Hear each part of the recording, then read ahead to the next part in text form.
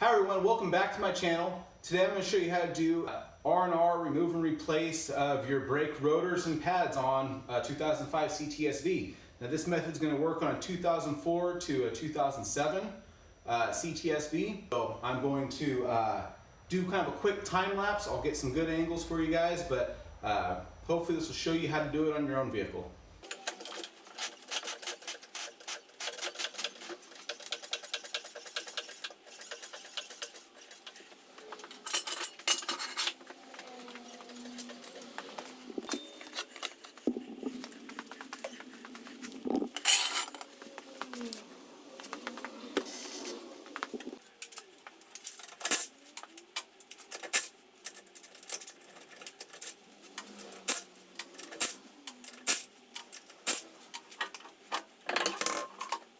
So one thing to mention, you saw when I was taking off the wheel off the hub, I went in a crisscross star pattern. It's more important when you're tightening a wheel, but I think it's just good habit if you're loosening, tightening, to go in a crisscross pattern. That helps with any warpage or anything on the wheel, helps it.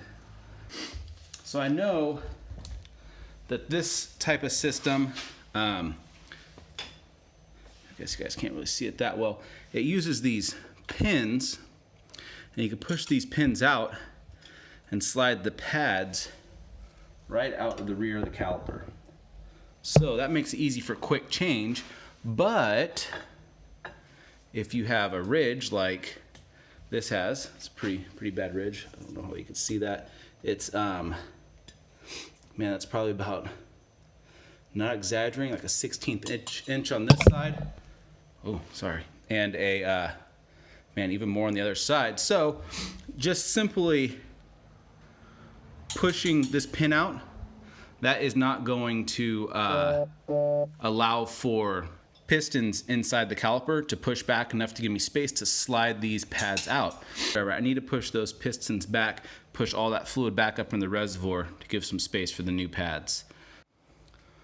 So I've decided, since I have to do the rotors as well, I'm going to go ahead and pull the two larger caliper bolts out of the back, and those are 18mm sockets. Also, I don't know how you guys can see that, there is a screw there. It's a Torx. It looks like this is for bolting the rotor onto the hub.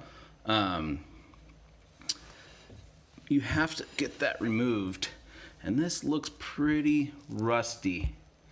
If I were to guess, it's going to be a pain in the ass to remove. So what I'm going to do is put some penetrating oil on it right now, and that should help with getting out by the time I'm ready to remove the rotor. So I'll let that do its job at this point.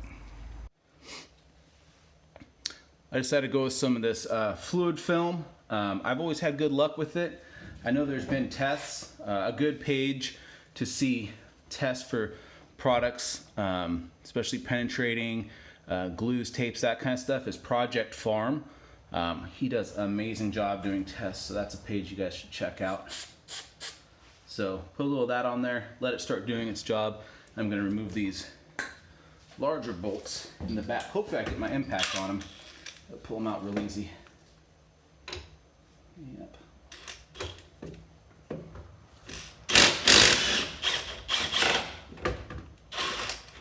There's one.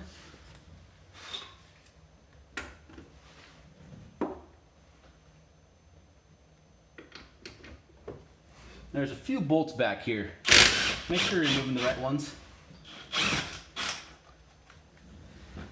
There's a few larger size 18mm bolts. If you just start pulling them out, you're gonna be pulling out the wrong ones. So, just as I thought, this piece is on there. I mean, it is loose, the rotor can spin in it, but what it's doing is grabbing inside this lip. So I need to pry this pad away from the caliper to give me a little space. Since I am replacing my rotors, I don't need to be careful with them. If you're doing this on a customer's job and the rotors were still in good shape and you weren't replacing them, I would suggest not prying against the rotor. Also, On the CTS-Vs, these are nicely, mine aren't so nice, but these are nicely powder coated and stuff from the factory. So don't be putting your screwdriver in here and prying against that. That'll be prying against the powder coat, and that will chip it and damage it. So you can see in here, I'm going to try to pry against that little bracket. I'm going to put it in there, just give it a turn. That's the backing of the pad. If I can get it in there, turn and push. And it takes a little bit. That fluid is pushing out of the caliper up the line back into the reservoir. So this isn't necessarily a manhandle type of thing. It requires a lot of strength, requires more finesse and patience. So just a little bit of pressure. You can see it's already loosening up. So I'm mostly pushing back on this caliper here, or on this piston. This is a 4-piston caliper, so 2 in the back, 2 up front. So I'm already creating that space. Try some on the bottom. Oh yeah. And try right in the middle. One thing to watch, especially you go to Jiffy Lube, those kind of places that change your oil, they will top off your brake fluid. As your pads wear down, as your rotor wears down, your brake fluid will go down inside the reservoir, but you still have the same amount in your system. It's not like it's just disappearing. And when you're pushing this fluid back, if that has been topped off in the past, you will overflow. So what I like to do, pull the cap off and take a look, make sure we're not putting brake fluid overflowing all over our car. Always put your brake cap back on. Obviously, brake fluid absorbs moisture very rapidly, so you don't want to leave that off. It'll be sucking up all the moisture in the air. All right, so this thing is loose. Pull that off. We got our pads, and they are shot. Now, I knew these pads were going to be really worn down. Even right in here, we're metal to metal, which is not a good thing, but I knew I was going to be replacing my rotors because they are so worn down as well. So I wasn't too worried about conserving my rotors, but it's best to do this before you go metal to metal. Another thing, you never want to let your caliper hang from your line. So best thing to do is to get baling wire or zip ties and find a way to support this from hanging down. I usually will put baling wire or zip tie through one of the caliper holes and mount it up to the control arm. So I'm gonna go get some zip ties right now and hang it up there.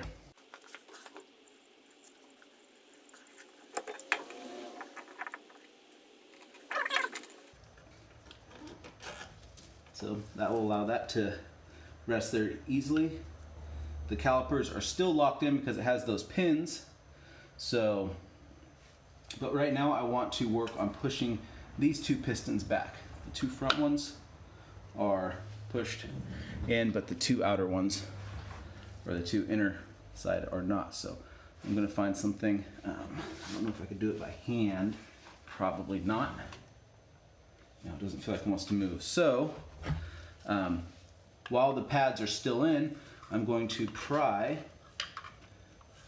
against the pads, not the calipers, not the pistons, anything in there. Let me get something else to pry with.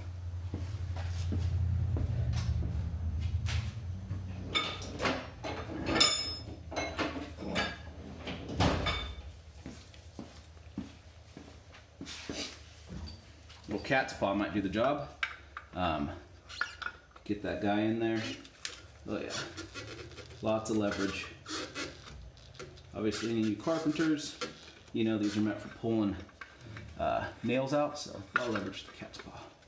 So we'll just go slow.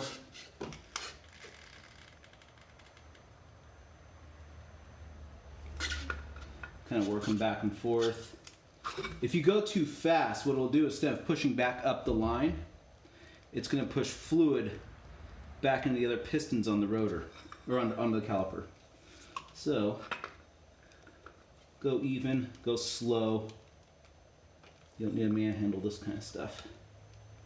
So, I don't know how well you guys can see that. These are sunk. I know the lighting's probably not great inside the wheel well, but those have been sunk down flush. That'll make it very easily for removing the pads.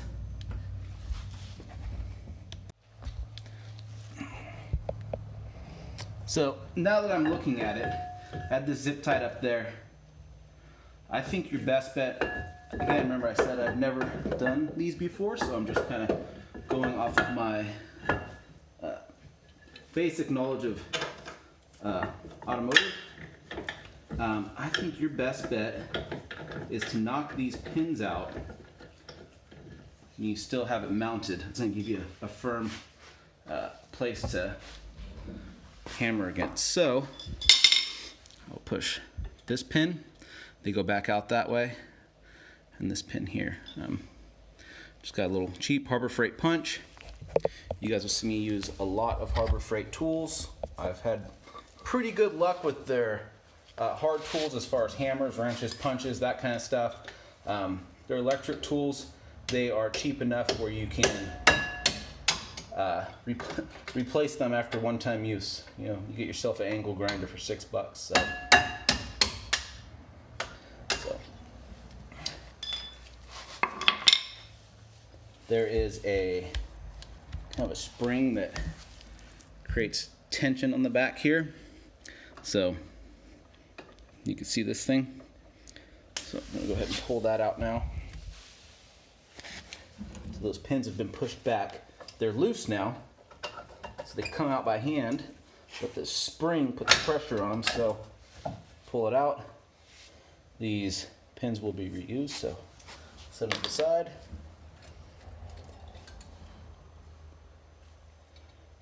I'll have to check my pads. I haven't even looked in the box yet, which when you do a job like this, you should typically look at the parts before you start, but a lot of times they'll come with hardware, so things like this will be replaced. But again, put it to the side, save all your parts, and that way if your hardware isn't coming in the kit, you can always reuse your hardware, which if the hardware is not worn out is not a bad thing to do. So you can see these pads were completely worn out. So I'm going to go ahead and zip tie this up out of the way, and actually while it's like this, I think I'll install my new pads. So let me grab those and I will install those real fast. All right, got all the new pads.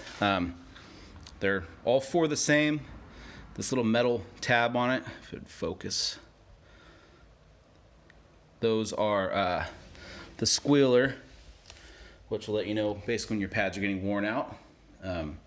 It did come with those tension springs, but not new pins, so we'll reuse those pins. So while I have these pads kind of on this paper here, I want to take a little of this. Disc brake quiet is not always needed, but it never hurts. So, and that could be debatable. Some people love it, some people hate it. I have done plenty of brake jobs and not used it, and plenty using it, and I've never had a customer come back like, my brakes are grinding or squeaking or weird stuff after I've used this. But I have had them say that if I have not. So I've always used it. So you just put a light coat. It's like a spray adhesive. So I almost just do it like, you know, if you're spray painting or something. So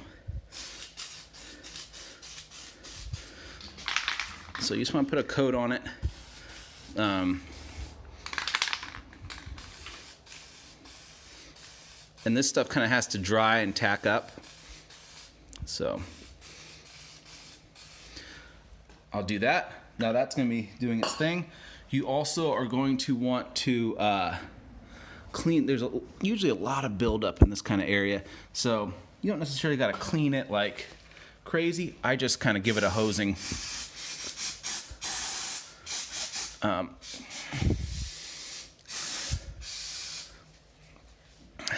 CRC brake clean. This Pro Series stuff is pretty nice. It does a really nice stream, kind of a bigger can. It's good for rinsing the excess brake crud off. You can already see the buildup on the ground. So do that.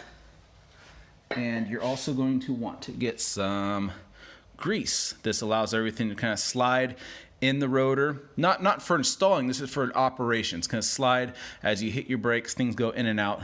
This will help with that, if this thing will ever focus. So, of course, those typical focus issues.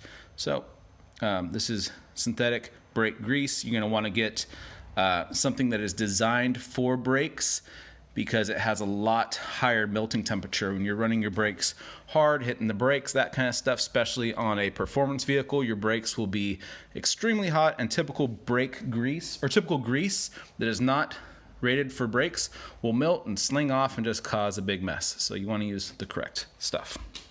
So let's get these pads installed.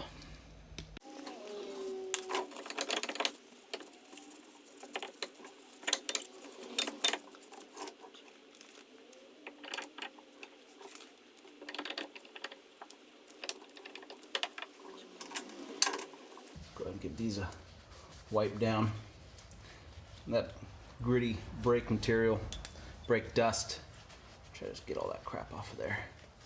So, a lot of times for ease of install, put a little of this grease on this rod here.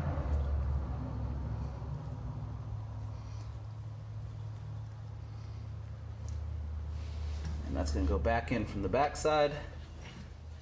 There's a couple holes. I don't know how you guys can see those, but these holes have to line up with the pad, or with the pin. The holes in the pad line up with the pin.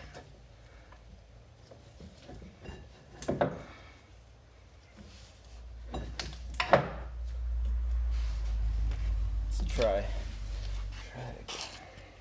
again. It's sliding in further than I wanted. Okay, so got that up.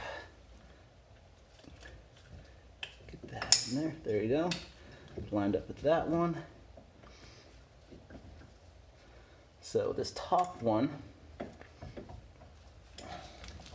is about lined up. Let's get close. There it is.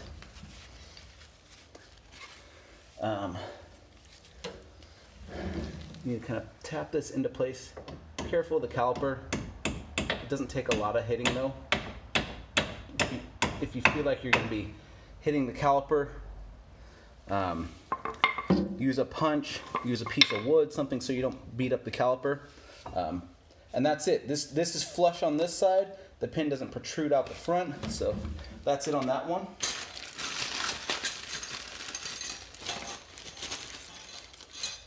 We will be, so here's the old style spring. This is like factory original. This is the new stuff. These kind of help things from bouncing around. I've noticed that it has these tabs on it. So I don't know how well. Typically with this one, you put the pin in first on that top one, and you can then push this in place and put the second pin in. With these new springs, and it has this little tab on there. I don't know if that'll work. Since I have the rotor off, I can cheat a little bit. Push that in, and that's going to put pressure in. So when you're installing that second pin, this will need to be pushed down into place like that to allow it to hold that spring in for the pin to slide into place.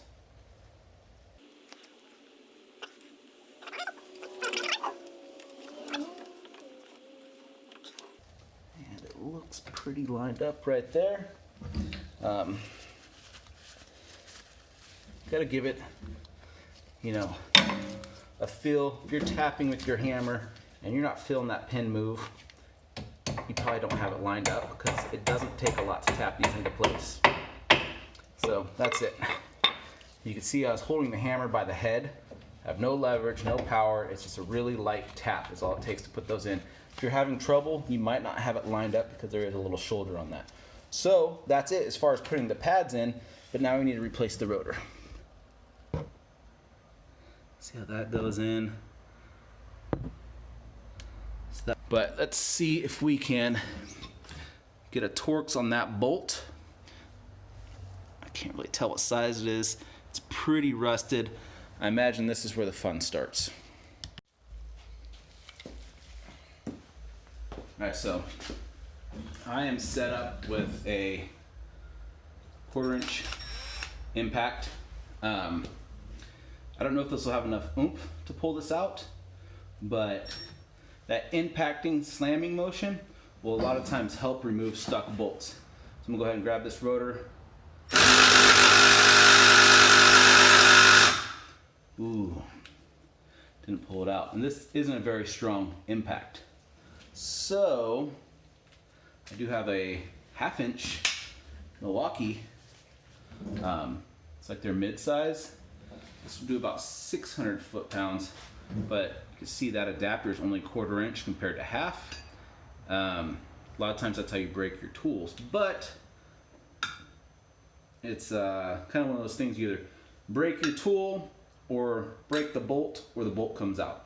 So this is where the whole wrenching on rusty parts becomes interesting. So just part of the game, I guess. I'm going to switch over to a adapter from 1/4 inch down to, or from 1/2 inch to 1/4 inch. Okay, so a little bit of a Frankenstein move here. So it's a couple reducers, 1/2 inch to 3/8, 3/8 to 1/4 inch bit into a T30 Torx to remove this. So, oh no, bolt broke, didn't break loose. Not good.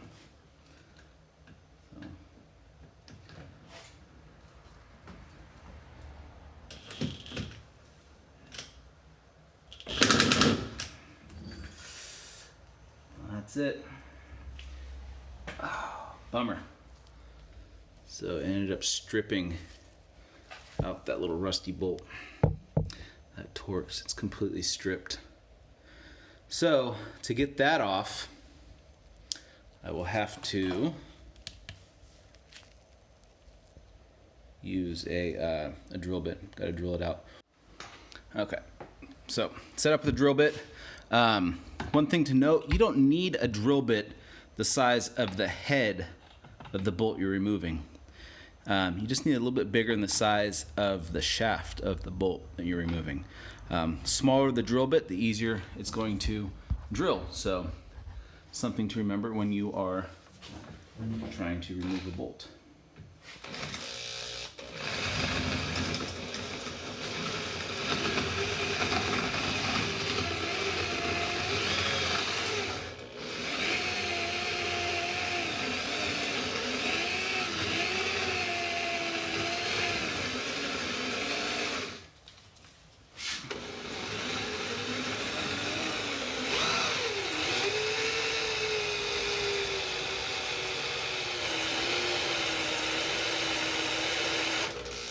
There it goes. The head is removed. Rotor's loose. So, hopefully you learned a little trick today. This rotor can now come off. I just got to pull the bolt, rehang this, and I can pull this rotor off. Okay, got the caliper hung up out of the way. This guy slides right off. I don't know how well you can see that, but there is a huge ridge on the back side. This rotor is probably in not any shape to be turned and saved. And rotors are fairly inexpensive compared to, I mean, getting them machined and turned and all that would probably cost nearly the same price. So, one thing I want to show you guys, you can see on this rotor, there is oil. They do that so by the time it gets to the customer, it's not covered in rust from just regular moisture and things along those lines. So you got to make sure you always clean that off. That will contaminate your brake pads. So it's usually pretty easy to remove that. We'll just brake clean. Give it a little spray and wipe it off with a rag, some paper towels. Nice fit. So it's personal preference, and I've never done this. Some people say, oh yeah, you need to get bolts and put bolts back in. You know, maybe you guys let me know down in the comments. Do you guys usually put these bolts back in to mount this to the hub, or do you just rely on your wheel to do it? Most cars don't have these type of bolts, and your wheel just holds it. I don't know if that's for assembly or something from the factory, but I never put those bolts in.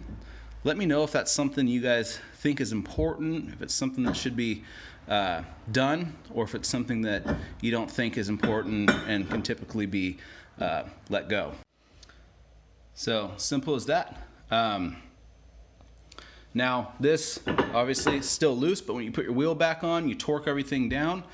That will be firm and solid, so you won't have any issues there. Also, don't forget to torque the bolts on your caliper. If you're an experienced mechanic, you can pretty much give it a feel, you know, how tight it should be. Obviously, don't go crazy on them. You know, it's just screwing into this aluminum housing. So, but I will look up the torque specs on that, and I'll put that down in the comments below. So, or in the description, so you guys can see the torque spec on that. So, I appreciate you guys following me through this journey. Thank you. You know, if you guys want any more comments or any more content on the CTS-V, it's a pretty factory original car. Besides the cam and roller rockers and headers and wheels and bushings and, you know, handful of goodies. But it's a great daily driver. Look for part 2 of the turbo build for the Camaro. Got kind of caught up on some things with work and parts coming and that kind of stuff. So it's been about 2 months since I've done any work on that car. So just watch for that. And I appreciate everything, you guys. Thank you. See you next time.